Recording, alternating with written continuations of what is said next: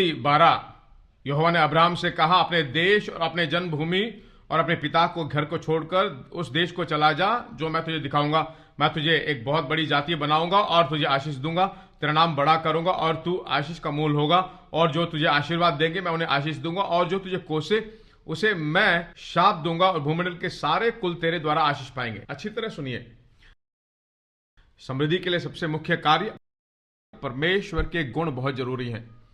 परमेश्वर कौन है, एक ज्ञान आपको मिल जाए तो जिंदगी में बहुत बड़ा बदलाव लेकर आएगा। एक छोटी सी बात, परमेश्वर कौन है, एक छोटी सी उजियाला आपको मिल जाए तो बहुत बड़ा बदलाव आप देख पाओगे।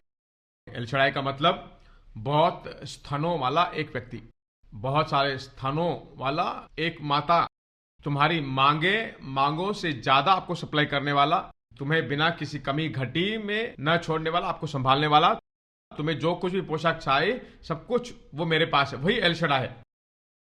उसके बाद यहोवा ईरे बोलता है, तुम्हारी मांगे उठने से पहले तुम्हारी मांगों को पूरा करने वाला परमेश्वर बिल्कुल तैयार है, रेडी है।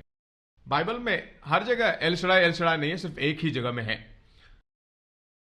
अब्राहम के सामने जब कहता है तब कहता है एल शडाई। यहोवा ईरे भी हर जगह नहीं है, पर एक शब्द पूरे बाइबल में है, अब्राहम का परमेश्वर पूरे बाइबल में है। हर जगह में आप देखोगे तो परमेश्वर जब अपने आप को इंट्रोड्यूस करता है, एल शडाई इंट्रोड्यूस करने के बजाय अब्राहम का परमेश्वर ही कहता है। पर अब्राहम एक परमेश्वर की आराधना करता था, है कि नहीं? वह किस तरह का परमेश्वर है? अब्राहम के पास अगर आप ऊपर जाकर, हे अब्राहम, हमारे गांव में ही कहते थे कि दरिद्रता अच्छा है, समृद्धि खराब है। अब्राहम का परमेश्वर बोलते हैं, तो आप जिसकी आराधना करते हो वो किस तरह का परमेश्वर है? तो कहेगा वो आशीष देने वाला परमेश्वर।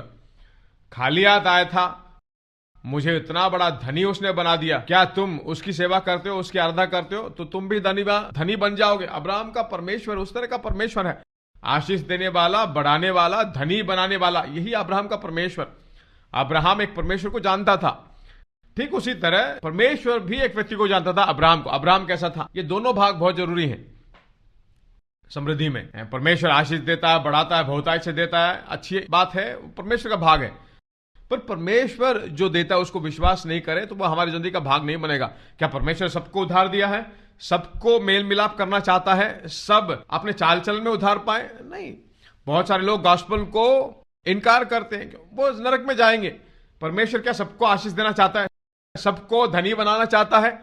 क्या सभी धनी हैं? नहीं। क्यों? अब्राहम की तरह वो नहीं है।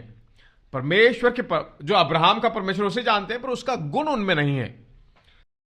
अब्राहम एक परमेश्वर को जानता था, वह धनी बनाने वाला परमेश्वर अब्राहम को जानता था, और अब्राहम परमेश्वर जो कुछ भी कहे उसकी आज्ञा को मानता था। परमेश्वर कुछ कहता है, ठीक उसी तरह उसकी आज्ञा करता है। कुछ नहीं पूछता कि क्या है, क्यों है, कैसे, क्या कारण, नहीं पूछेगा।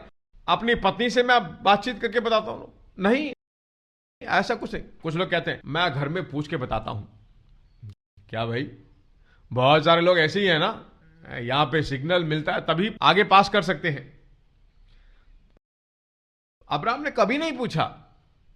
परमेश्वर कहता है मैं जो देश दिखाऊं वहां जा, उसने देखा ही नहीं उस देश को कभी। इब्रानियों की पत्री 11:8 में वह नहीं जानता था कि वो किस तरफ जा रहा है, कहां जा रहा है, नहीं मालूम उसे। आज्ञा मानकर चलता है। एक बात मालूम है, मैं कहीं भी जाऊं तो यहोवा मेरे साथ आएगा। जिस किसी जगह में वो जाए, जिसने कहा है मैं जाऊं तो उसकी बात के अनुसार वो मेरे साथ आएगा। मैं अच्छी तरह जानता हूं अब्राहम का परमेश्वर आशीष देने वाला परमेश्वर को जानने वाला अब्राहम जो कुछ भी कहे आज्ञा मानेगा, कुछ जबान नहीं लड़ाएगा, परमेश्वर को कोई आलोचना नहीं देगा। परमेश्वर को कौन आलोचना दे सकता है? अगर उस तरह का व्यक्ति अगर आप हो तो आप धनी होंगे। वह गुण बहुत जरूरी है भाई, वह गुण ही रिसीविंग मोड में आपको लेकर आएगा।